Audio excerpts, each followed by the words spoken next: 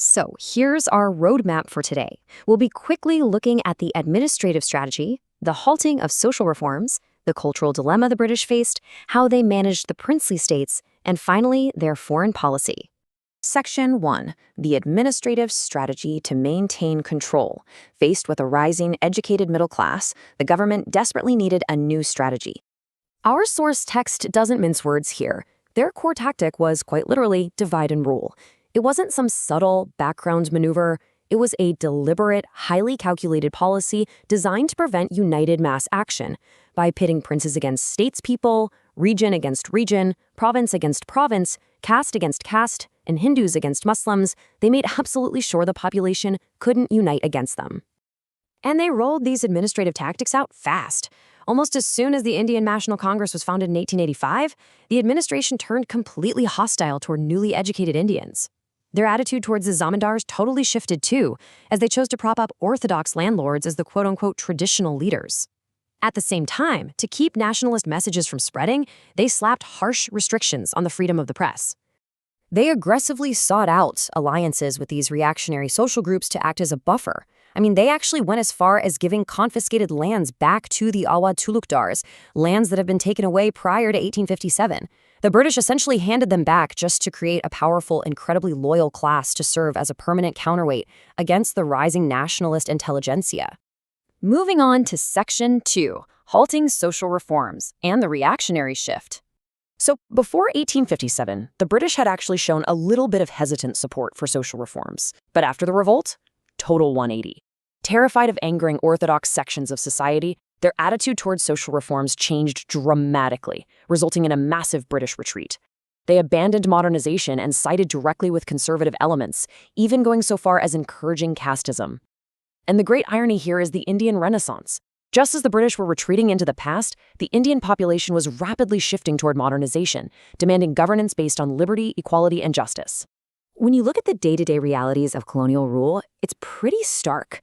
The money overwhelmingly went to massive disproportionate spending on the army and civil administration, leaving social services severely underdeveloped.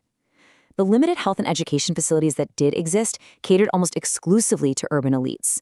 And the labor legislations were even more shocking. They passed these half-hearted laws that explicitly excluded British-owned tea and coffee plantations, where laborers were treated ruthlessly, and a simple breach of contract was actually criminalized. And underpinning all of these oppressive tactics was the systemic perpetuation of white racism. The administration heavily leaned into racial myths of white superiority and segregationist attitudes. This whole assumed white man's burden complex deeply alienated the Indian masses and, frankly, only fueled nationalist sentiments.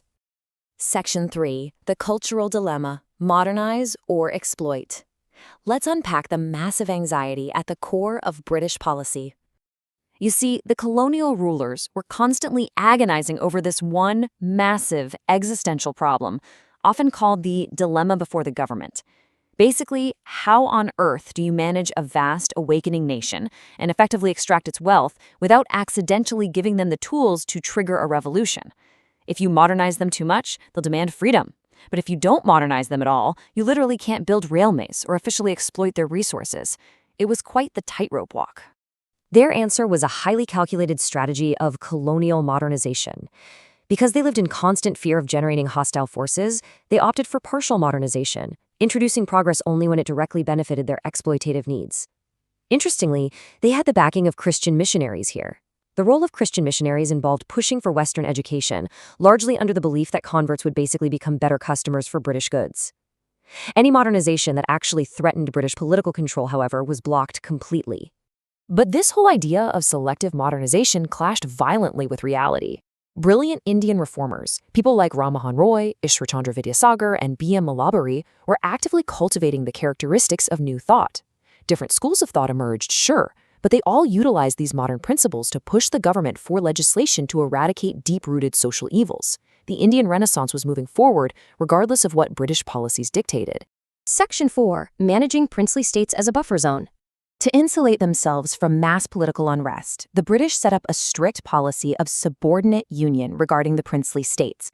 You see, before 1857, they absolutely loved annexing territories. But after, they definitively abandoned that policy. Instead, They guaranteed the territorial integrity of these states, promising not to swallow them up. In exchange, these states acted as loyal buffers, a bulwark for the empire. The princes got to keep their fancy titles, but they were reduced to mere agents of the British crown, totally subordinated to British authority. Historian F.G. Hutchins actually summed up this codependent relationship perfectly in our source text. He dryly noted, "The British and the princes needed one another. India's need for either was highly doubtful." I think that really captures how these two elite groups propped each other up entirely at the expense of the general population. Section 5. British Foreign Policy, or Guarding the Jewel.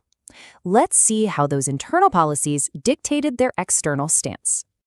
When it came to foreign policy in India, it was entirely self-serving. India was the jewel in the crown, and they were going to protect the vault at all costs. The policy basically rested on three main pillars.